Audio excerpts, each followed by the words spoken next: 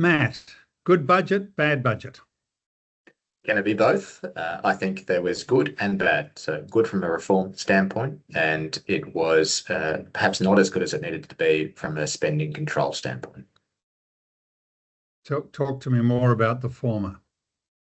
So the reforms were targeting a harmonisation of the way labour and capital is taxed.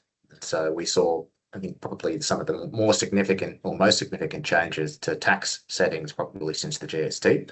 And they have done, on a surface look at it, a reasonable job of aligning the way we tax labour effort and the way we tax capital outcomes. And so from that standpoint, it's positive, and it's also, just even taking a step back, positive because it's the first time in a long time that we've seen government actually try to do something difficult, which is reasonably sized reform. So that's a positive, I think. And when you say try to do something difficult, how would you summarise that? So the difficulty here is that they are increasing some of the tax on capital outcomes. So they're increasing capital gains tax. They're ostensibly from 7:30 last night. You can't permanently negatively gear a new property purchase. So they're making it.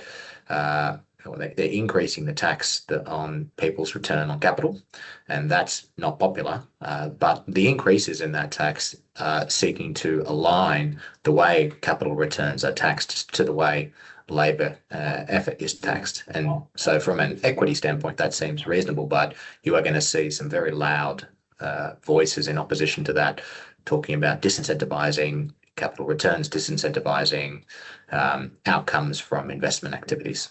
Just for clarity, tax on labour is income tax. Yeah, that's right. Salaries, the marginal tax brackets as they creep up over time. Yep. So three things very quickly. The first is, are we taking on more debt than we should? Certainly. So if I were to look at the difficulty of this budget, which is it was looking to be restrained and it was looking to deliver productivity, very difficult to do that when your government spending looks to be expanding at about 5.3% in the next 12 months. So that's an revised upward spending figure from 3.1 to 5.3. If we think about the speed limit of the economy, it can grow at 2%.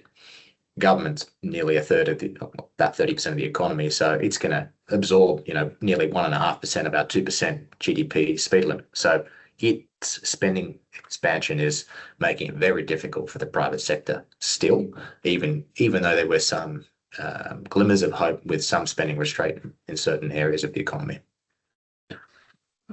Thank you. And the second one is does it increase or decrease inequality across generations?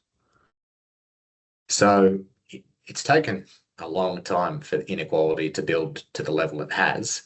So you're not going to get a quick fix from any change in settings, but certainly you would be very pressed to make it. It's a very difficult argument to say that inequality is not going to be somewhat improved by these changes, in the sense that the return on capital, those with wealth, are going to be effectively lower, and meaning that the return on labour income, those who tend to be, don't have wealth behind them, will at least get a greater chance to see some improvement in their station. But yeah, it's going to take time. But at the margin, yes. And thirdly, is it good for housing supply or not? So this is an interesting question, because if I were to watch the commentators last night, they would all say that this is going to have a marginal impact on housing, or people were saying, well, if we're changing incentives around capital gains tax and negative gearing, there's going to be more money allocated to housing. I'm not sure I totally agree with that view. So this is where I have a different view. The changes to negative gearing are going to come in and still allow negative gearing on new housing. So like new housing supply, and they're just not going to allow it on existing housing stock.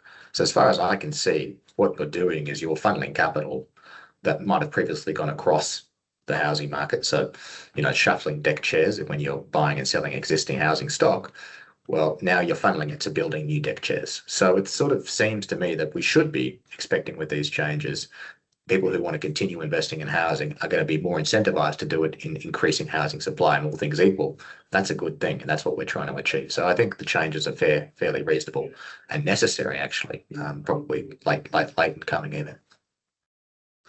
And finally, the government's going to get a pasting for breaking promises.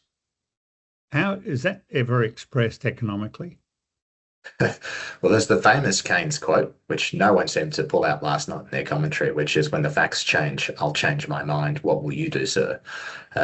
So in this instance, yes, they have broken a promise. I think a lot of the commentators who are really sort of dissatisfied with that, understandably, I can appreciate that. They didn't get a mandate for this election, but a lot of the commentators tend to be older. They tend to be Gen Xers and boomers. They tend to have the mouthpiece, so to speak. You don't actually hear much commentary from people who are millennials or Gen Zs even, and so I do think there's a disconnect between what the media narrative is around breaking promises and what the sort of set of circumstances is for young people. So I think I'm happy to see substantial policy progress. I don't think it's nearly enough, but at least a start. And I think people don't expect governments to not change their mind on things over time. I think it's unrealistic to not expect an evolution of thinking to be allowed to shift how we structure policy over time. So yes, they'll cop some flack for it, but if they think it's good policy, I think they'll get away with it. Matt Vickers, thank you very much. Pleasure.